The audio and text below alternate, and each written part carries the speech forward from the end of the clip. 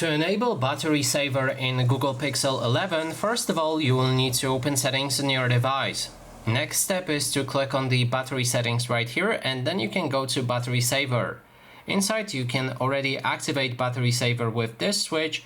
You can also change to the standard battery saver, which limits visual effects and background activity. It also turns on dark mode if your dark mode is not already on.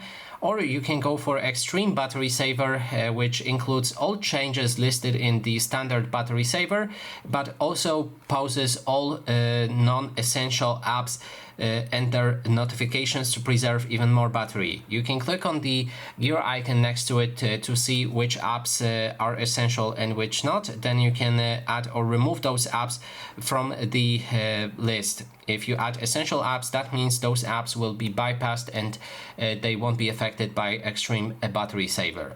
Next thing right here is schedule and reminders. You can turn on battery saver based on your battery level. You can also turn off battery saver when your phone is charging and reaches 90%, and you can also enable or disable battery saver reminders.